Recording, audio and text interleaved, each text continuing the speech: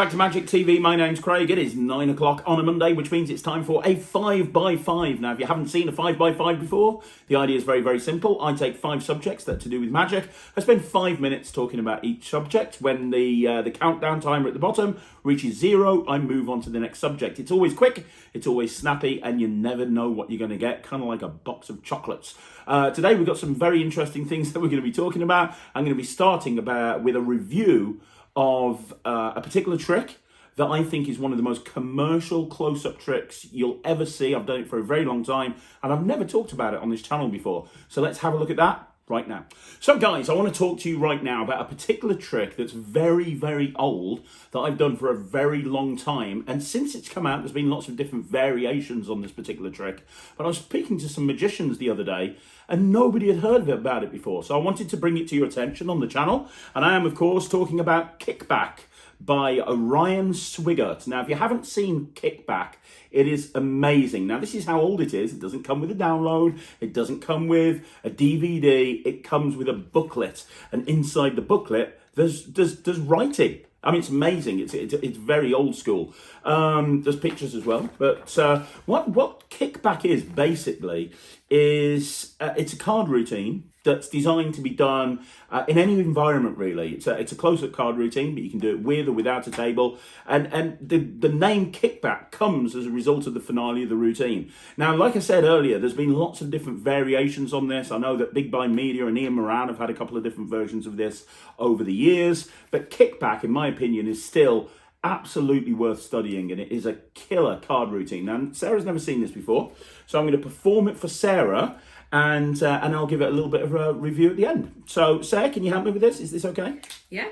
Good stuff. So I've got a pack of playing cards, 52 cards, and I'm going to take 2 cards out of the deck. I'm going to take out the 2 black aces. So we've got the ace of clubs. Okay. And we have the ace of spades. So we've got the 2 black aces. Ace of clubs, ace of spades. In a second, they're going to help me find your card. It's going to be incredible. In actual fact, this is meant to be done on 2 people, so I'm going to have 2 cards picked. So we'll do it like this. As I go down through the deck, anytime you want to, just say stop. Stop. Cool. We'll take that card, and one more time, just say stop. Stop. Perfect, that card as well. So can you have a look at those cards for me? Check them out. Make sure you can show the camera if you want to, but don't show me, because I cheat, basically, is where we're at with this. You got them? Yeah. Now, I don't want you to think I'm going to cheat, so you can put them back in the pack any way you want to. The first one, would you like it? We'll just say stop. Stop. There? Right now? Yeah. You happy? Yeah. And the second one? Yeah. Yeah? So 2 cards going back in the pack. Will you remember those cards? I will try. You will try. Good stuff. So somewhere in here, we have 2 playing cards. I'm now going to use the aces to find your card. So we've got the ace of spades. We've got the ace of clubs. They're going to find your card. Now watch. I'm just going to cut the aces into the middle of the deck.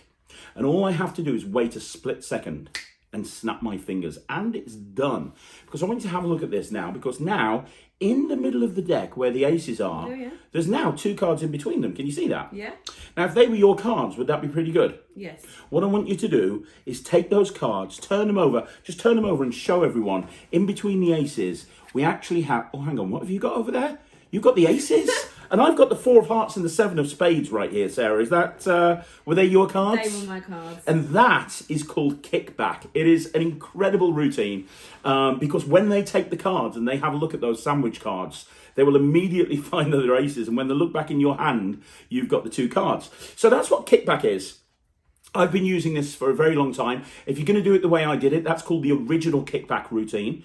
But there are lots of other different variations in here as well. So there's a signed version, I believe. There is a signed version. Version number 2 is the signed version. There's a couple of different signed versions. There's a couple of different versions where the cards from a different pack. And Paul Wilson has got a version in here with a borrowed deck.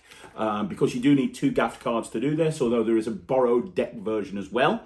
Yeah, it's an instant reset. So when you've done this, It literally, you just put the cards away and you reset ready to go again. The one negative that you need to be aware of, if you use the gaffed card version, it's going to be the same 2 selections every time, unless you have other cards prepped in your pocket that you can switch in and out, which you could do easily. But yeah, other than that, it is really good. It's nice as part of a longer routine. And what I mean by that is if you do like a sandwich routine, first of all, and then you maybe do that a couple of times, and then you finish off with this as a kicker ending, it kills. Absolutely kills. No table required. I wanted to bring this to everyone's attention because I know a lot of people haven't seen this before. It is a super commercial trick. I'm going to give it 98%. I've been doing this for years and years and years. Oh, and the other thing, it's really easy to do. There's no problem making things difficult for yourself, but if you can make it easy and therefore you can focus on presentation, I think absolutely that's what you need to do. So there you go. It's called Kickback. It is by Ryan Swigert. You do need to read because it's not a download, it's not a DVD, but it's available from all good magic dealers, and it's an excellent routine. It's highly recommended. Okay guys, I'm going to do something on this channel that I have never done before. This is a first for Magic TV. I am going to do a deck review, a deck of cards review. For some reason, a lot of people have been asking me to do deck reviews recently, and I don't know why. I'm going to tell you what I think about using cards in Magic, in all honesty, before I actually do this review. Up until probably just before COVID, or maybe a little bit before COVID, my attitude towards decks is really simple. I use a bicycle deck, I go to Costco, I get probably 100 decks a time, I keep them in my house, because I go out and I gig with them, I'm going to have them ripped up, I'm going to have them smashed up, I'm going to have them wrecked, and at the end of a gig, I either give that deck to the booker, or I throw it in the bin. Like, I literally get rid of a deck every single time I do a gig. So for me, the fancy decks of cards, I couldn't see the need in them, in all honesty. I couldn't see the purpose in them, because it's just like, well, it's going to cost me even more money when I go and do a gig because I'm going to wreck that deck of cards. My attitude has changed somewhat recently because over COVID, for the last sort of 15 months, I've been collecting decks of cards, and I can kind of appreciate how nice some of them are. You know, I've been looking at a lot of decks of cards, a lot of the ones from Theory 11, along with some of the other ones from Vanishing Ink, and there's some really nice playing cards that are coming out. I've talked on this channel before about how I love the cohorts that are brought out by Illusionist, and the Carter Monday printing is absolutely great on those. I'm still, I've been going out gigging again now, that we've got to a point where we're actually going out gigging, and I'm taking decks of cards and I'm reckoning them, throwing them in the bin. But what I am finding is a lot of the time I'm taking 2 packs of cards to a gig with me. I'm taking a bicycle deck, which is going to be wrecked when I'm doing folded card stuff, or I'm doing stuff where cards are getting thrown all over the place. That's what I'm going to use. But I have another deck of cards as well that might be set up in a Cy Stebbins order. It might be set up in a mnemonic order. It might be set up in some other way. And or it might just be a deck of cards that I plan on doing sleight of hand card magic with, and I'm not planning on having those wrecked in any way. So I'm kind of going in between the 2 decks, between tables. So I am kind of appreciating decks of cards more. So if you want to see more deck reviews, I'm never going to do that in a review show, but if you want me to do it in a 5x5, I'm more than happy to. But it has to be a little bit unique, and I love these. This is called the Undressed Deck, which you can get from Vanishing Ink, and the Undressed Deck is a kind of a really weird pack of cards. Now, first of all, they handle really nicely for those people that are into this sort of thing. They spread on the table really nicely. The backs of the cards are quite nice. They're a light blue. But what's really cool about these is the way the deck's done. It says here, with the Undressed Deck, we wanted to show what cards really look like under their big fancy clothes. There's nothing steamy about this deck. It's intended for all ages and cultures. The original idea came from blah, blah, blah, blah, blah. So what we have here, first of all, we have a couple of nice gaff cards. We have this card here that's a Joker, and it's got like the clothes from a king or a queen on there. And then you've got a double backer, and you've got a king, queen, double backer, and you've got the king and the queen in their dressing gown. You've got another one of those jokers with the sort of the clothes on them there, and then you've got the actual deck. Now, what makes this interesting is the court cards, because the court cards are all showing the particular characters but completely naked, or they've got their private parts covered up with a particular space. Sarah's over there laughing her ass off hearing this. Look, Sarah, boobs. Look, the boobs on the queen. Look at that, the queen's got boobs. Yeah, right. So you've got all of these cards, and what's interesting is each queen, each king is completely different. Look at that. There you go. She's more boobs. Look at the king. He's got but look at that king. He's got a beer belly and he's drinking a glass of wine. It's just a really interesting deck. Oh, look at the king of clubs. He's buff, man. He's got abs and everything. I'm playing around with these cards. I quite like the idea of putting a packet trick together because you've obviously got this dressing gown card. And you've also got the jokers, which have got like their clothes on them. So I like the idea of using this deck of cards, showing a normal king, having him take his clothes off, and then showing the Joker with the clothes on it and snapping the clothes back on so the Joker ends up blank and you end up with the clothes on the king. I think that would be a really fun idea. And I think that's what I like about a specially printed deck. I like it when it's something a little bit different and it's something a little bit unique. And that's what you've got here. This will definitely get people's attention. If you pull this out to the gig, I think it'll definitely get people's attention. But what I like most about this deck, and I'm being really clumsy here trying to square these up. What I like most about this deck is I like the fact that there's some potential to put some really cool packet tricks together with it. I just have to say, by the way, before I do this next section, Sarah pointed out to me after looking at that pack of cards for the first time that she would give it a negative review. She says that it's family friendly. How could it be family friendly when there are boobs on display? And that nothing with boobs on it should be considered family friendly. Is that covering it right, Sarah? It depends on the age of the kids, but I wouldn't give it to like.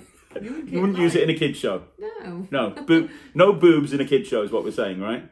Okay, cool. Just checking. So there you go. If you want to know what Sarah thought about that deck.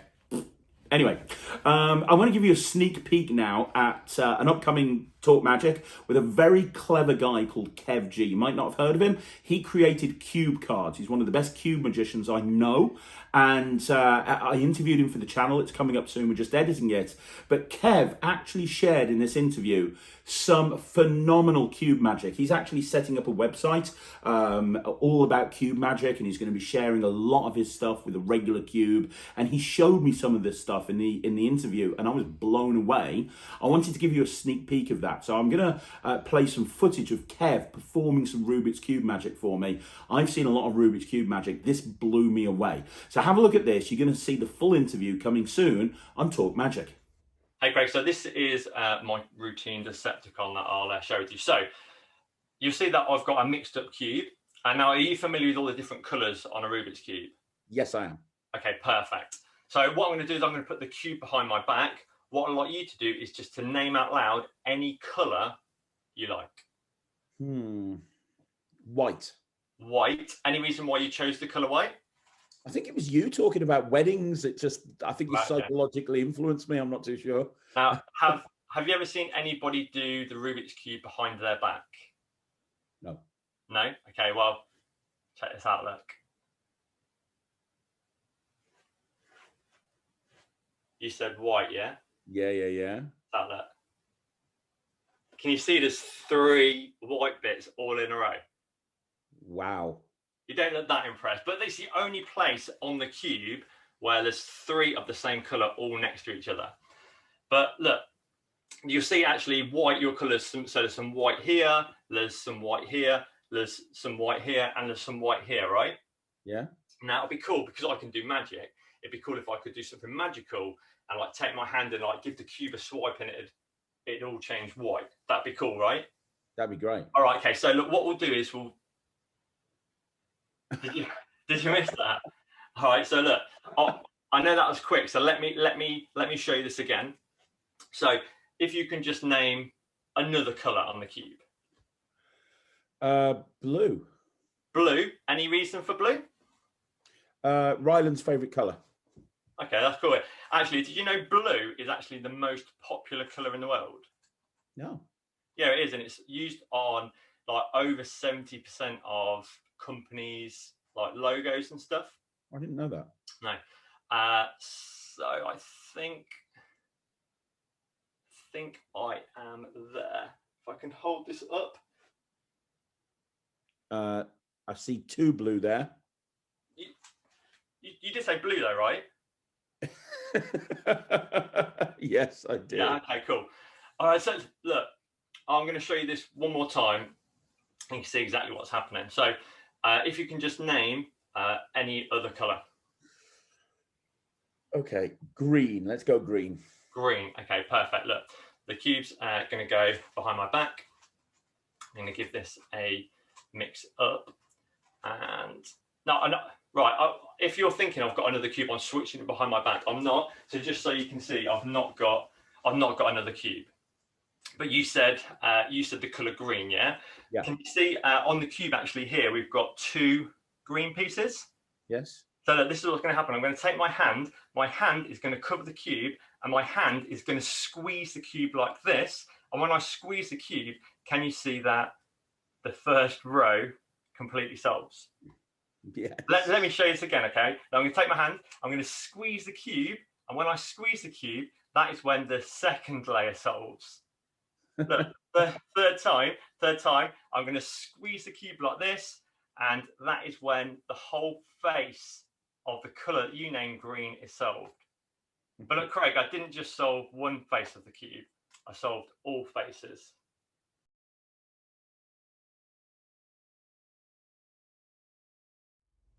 Okay, so one thing that people tell me they want to see more of on this channel is they want to see more 5x5s when I'm sharing funny stories with you from various different gigs that I've been to, because I've been to a lot of gigs and a lot of weird stuff has happened. I'm going to share a story with you now, and Sarah's sitting right there behind the camera, and I know she's probably not going to want me to share this story, but I'm going to share it anyway, so I'm risking my marriage telling you this story, so I hope you guys appreciate what I'm doing here. So you guys know I do a lot of cube magic, right? So I do a lot of magic with Rubik's Cubes. What you might not realize is that I collect Rubik's Cubes as well. I've got hundreds of them. Between me and Ryland, there's cubes everywhere. Sarah, how many Rubik's Cubes have we got in your house? Too many. Too many. We've got hundreds of Rubik's Cubes. You can't go into a room without seeing Rubik's Cubes. Sarah the other day shouted down on a Sunday morning to me and Ryland when we were watching TV, going, "Why are there 7 Rubik's Cubes in the toilet? I can't get away from them." Well, the bathroom. The bathroom. There's 2, yeah, they weren't actually in the bowl. There's Rubik's Cubes everywhere in this house. Anyway, I've got lots of Rubik's Cubes,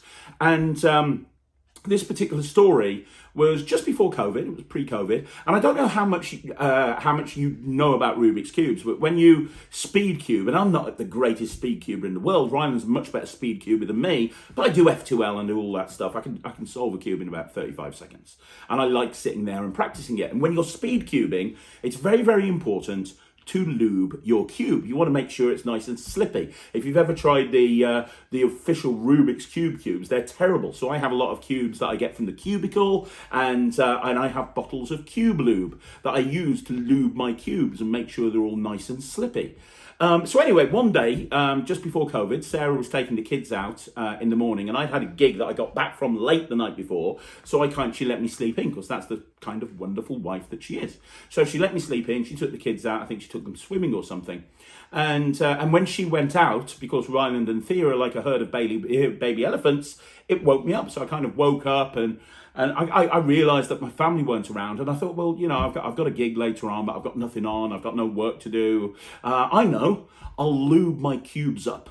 So I kind of got up, and I was in my boxer shorts. It's a horrible, horrible image. I'm very, very sorry. But I was there in my boxer shorts, and I got up, trundled downstairs, got a big box, filled it full of Rubik's Cubes, and then tipped it onto the bed.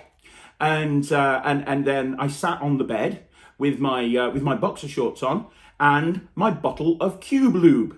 And I was thinking, right, okay, I'll spend the morning lubing my cubes, because there's nothing more rock and roll that a magician can do than spending the morning lubing his cubes. You laugh, but this is true.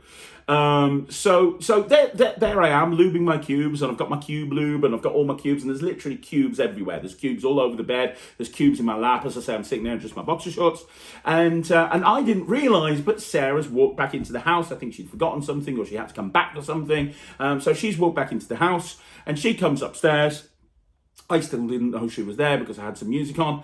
And she opens up the door, and she looks at the bed, and there am I, sitting in the bed, half naked, surrounded with cubes and a bottle of lube. And she just looked at me, and she went, "It doesn't even fucking surprise me," and then just turned around and walked off. She's shaking her head over there right now, aren't you, Sarah? Shaking her head. Shaking your head. So there you go. What's the moral of this story? How long have I got left? I don't know how long I've got left of this segment. Well, I don't know how long I've got left, but here's the thing. Here's the moral of this story is, there's 3 morals that you need to take away from this. Moral number 1. If you collect cubes or you use cubes as a professional magician, make sure you lube them regularly. You don't want to take an unlubed cube to a gig.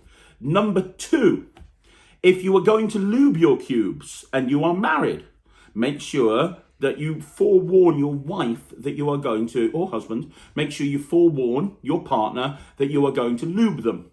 And number 3, don't ever, ever, ever lube your cubes whilst half naked on a bed when your wife could walk in at any minute. It's not a good idea. Have you got anything to add to that, sir? Lol. Lol. So there you go. I wanted to share another funny story with you. So there's a funny story, something that actually happened.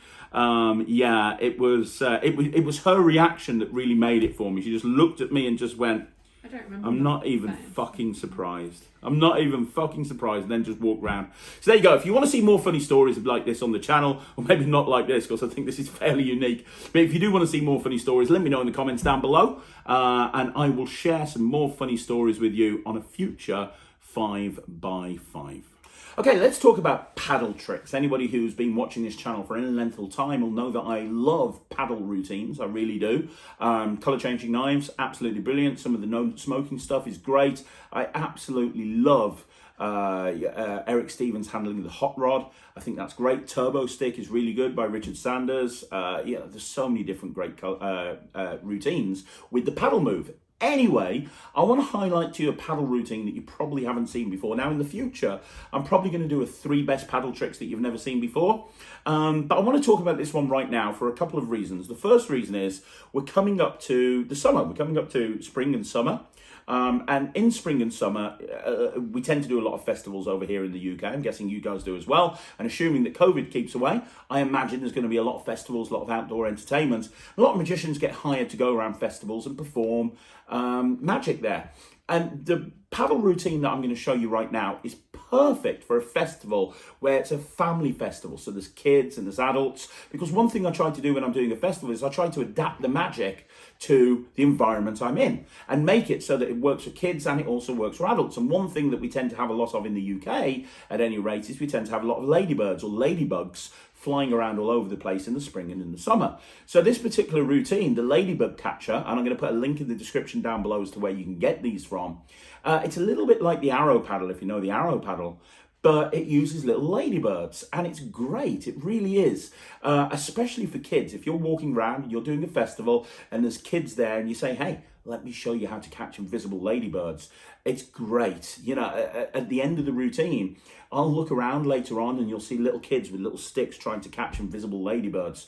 It's a great routine to do at a festival. It's a great routine to do over the summer. It's a great routine to do if you're hired in a restaurant and you're doing like a beer garden and you know, you're doing outdoor entertainment and you want to keep people entertained and do it in a way that the adults find it impressive because of the visual of the routine, but the kids really find it impressive because A, it's visual, but also B, the presentation really resonates with them. You know, this whole idea of catching invisible ladybirds. So it's as I say, it's basically the jumping arrow paddle, but it's done with ladybirds. I'll put a link down below as to where you can get it from, but I'm going to show you the performance right now. This is exactly how I do it in a sort of an outdoor gig in the summer.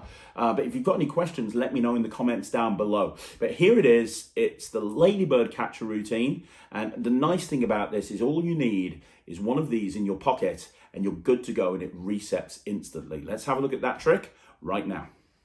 Right, what I have here is I have a little stick. Can you see that stick, Sarah? Yep. This is not a normal stick. This is a ladybug catcher. This stick will actually help me catch ladybugs, but not normal ladybugs. This stick will help me catch invisible ladybugs. Now, you might not realize this, but there are millions of invisible ladybugs all over the place, and you can only see them if you're a magician or if you have a ladybug catcher, an invisible ladybug catcher.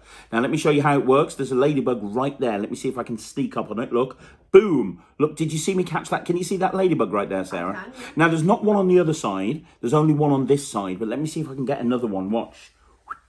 There you go. Now I've got 2. Look, I've got one here. I've got one here. But not only that, these are trained ladybugs. Would you like to see what they can do? What I can do is I can take these two ladybugs and completely synchronized, I can take them and I can make them, jump right there down to the middle of the stick. And if I flick them, I can make them jump back up to the top of the stick. If I want to, I can move them back down to the middle of the stick. Look, there they are. And I can, if I want to, pull them all the way down to there. Now they're right at the bottom. Now I want you to watch and don't blink. If I do that, I can bring them back up to the middle. And if I do that, I can bring them back up to the top. Now I can do this as many times as I want to, but be very careful. Don't do that. Because if you do that, you're going to have a ladybug at the top and you're going to have a ladybug in the middle, and it's very hard to get them to sync up again, because if I bring this one down to the middle, the one over there will come up to the top. And if I keep that one at the top and I move that one up to the top, that one will move down to the middle down there. The only way to fix this is to take the one off the middle, move it up to the top, and then you've got two back up there, and now I can carry on moving them down to the middle if I want to, or back up to the top, and I can keep doing this over and over again. But here's the thing, if you're going to get yourself a ladybug catcher, what you want to be careful of is don't do this. When you've got the ladybugs in the middle of the ladybug catcher, don't do this, because what will happen is you'll end up with the ladybugs on that side, which is no good. You've got both ladybugs on this side. That's no good. The only way to fix this is to just shake and they fly away and you're left with just the stick. In fact, the whole thing was an illusion. We don't even have a stick. So there you go, guys. That's another 5x5 over and done with. Let me know what you think. If you want to see more of a particular thing on these 5x5s, let me know. Would you like to see more reviews? Would you like to see more live performances, more sneak peeks, more funny stories? I want to know in the comments down below what you want to see, and I'll try and make it happen. Don't forget, if you want to see more videos like this, do me a favor, subscribe to the channel, like the video, leave a comment down below, and I'm going to be back again tomorrow with a Talk Magic at 9 o'clock. We're going to have a shorts at 2 o'clock. I'm going to have a Magic Live at 6 o'clock. So there's a lot going on tomorrow. I'll see you right back here on Magic.